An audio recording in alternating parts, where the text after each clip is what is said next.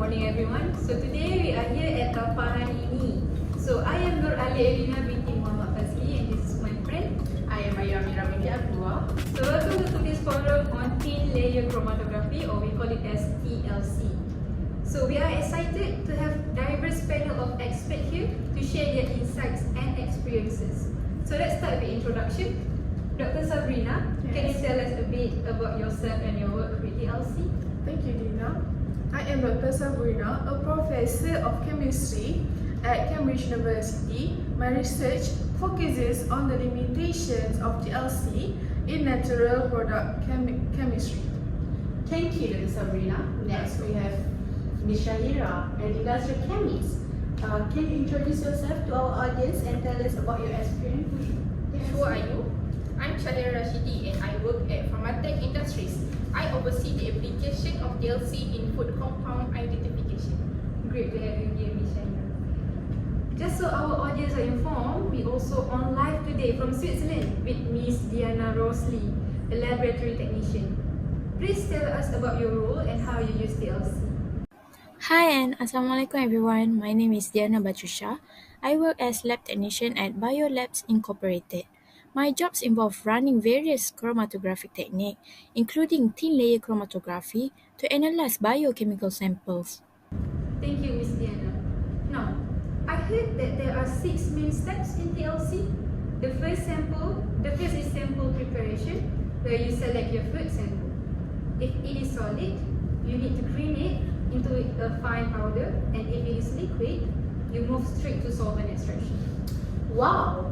Let's pass it to the expert here. Ms. Diana, what comes next after the preparation of the sample? The next step is plate preparation and sample application. You take a TLC plate coated with silica gel and carefully apply a small spot of your sample extract onto it. It's important to also spot non-standards for comparison. If I'm not wrong, in the development phase, you prepare a development chamber where it is usually a glass jar and a lid where you pour a solvent into the chamber and place the TLC plate inside.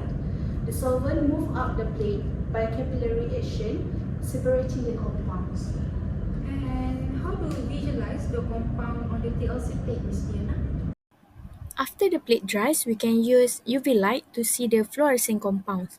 For non-fluorescent compounds, we can use chemical stains that react with the compounds to make them visible. And what's the next step after visualization? We calculate RF values, or retention factor values. This involves measuring how far each compound spot travels compared to the solvent front. RF values help us identify compounds by comparing them to non-standards. Now, how do we identify the compounds in the food sample, Ms. Diana? Identification is based on matching RF values and the visual characteristic of the spots with those of non-standards and literature references. This helps confirm which compounds are present in the food sample. Thank you, Ms. Diana, for explaining this crucial step in TLC for food compound identification. Now, let's bring our discussion back to the studio. Ms. Syahirah, can you explain to our audience here what is the application of TLC in food compound identification? Thank you, Dina. In food science, TLC is frequently employed analytical method for separation, identification and quantification of different substances, identification of additive and contaminants, which can be used to identify and quantify food additive including preservative, colorants and sweetener is one example of its application in food analysis. It is also helpful in the detection of pollutants such as mycotoxin and pesticides. The second one is the analysis of lipids and fats. Triglycerides, phospholipids, and free fatty acids are among the various lipid classes that may be effectively separated using TLC, aiding in the evaluation of the content and quality of fats and oils in food products. That's very informative, Ms. Syahirah. Is there any other application for TLC in identifying food compounds? Yes, another application of TLC is the approach known as monitoring of food flavor and aromas can be applied to the analysis of both volatile and non-volatile molecules. that contribute to the flavor and fragrance of food, thereby aiding in the development of new product and quality control. Thank you for the overview, Syahirah. Now, let's talk about why thin layer chromatography is beneficial for food analysis. I heard that TLC is really cost effective compared to other methods. It is affordable, so we can use it regularly for routine checks without worrying about high costs. That's great to hear. What about its efficiency in analysis? TLC is fast and efficient. It allows us to separate and analyze multiple components at once. This saves us a lot of time, especially when we are screening and doing quick analysis on food samples. Let's explore more on the advantages of three-layer chromatography in compound identification. One of the best things about the TLC is its versatility, where we can analyze a wide range of compounds of food, such as lipids, sugar, amino acids, vitamins, and even contaminants like pesticide and mycotoxin. This makes TLC suitable for many different food analysis applications. That's impressive. Exactly, right? And when it comes to visualization and detection, TLC is excellent. The separated compounds on TLC plates are visible to naked eye or under UV light, which make it easy to detect and analyze different components in our sample. It seems like both of us did some research last night before we come here, doesn't it? Now, Dr. Sabrina, Yes. what are some of the limitations of TLC and how can researchers address them? Okay, one of the limitations of TLC is its sensitivity. TLC tends to have higher detection limit, meaning it is not as effective in identifying small traces of compound in food product. This becomes particularly challenging when you're trying to measure trace amounts of contaminants or additives.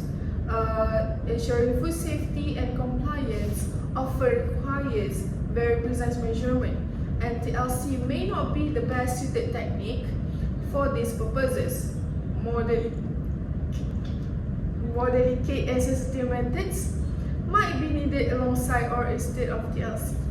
That's an important point. Can you elaborate more on the quantitative capabilities of TLC? Sure. TLC is predominantly a qualitative method. It's excellent for identifying the presence of different compounds within the sample, but it does not measure the exact amount of this compound. Unlike high-performance liquid chromatography, as known as HPLC, or gas chromatography, as known as GC. TLC does not provide precise quantitative data, so if you require correct measurements of component concentration, TLC will not be the appropriate choice. This limitation restricts its use in scenarios where precise quantification is necessary. I understand. And how does TLC fare in terms of resolution compared to other methods? TLC generally has a lower resolution compared to more advanced techniques like HPLC or GC that I just mentioned earlier. This means it struggles with separating compounds that are very similar to each other. For instance, in complex food samples that contain similar flavor compounds, TLC might result in overlapping spots. This overlap can make it difficult to distinguish between the compound. In contrast, HPLC and GC offer much better separation capabilities, providing clearer and more distinct results. Thank you for sharing your expertise with us today. It is very clear that while TLC has low limitation, it also has the unique advantages that make it useful in various applications.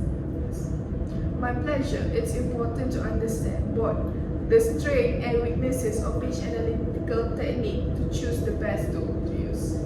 I would like to thank all of our panel today for their insights, and this has been a very enlightening discussion on thin-layer chromatography. We appreciate your time and expertise.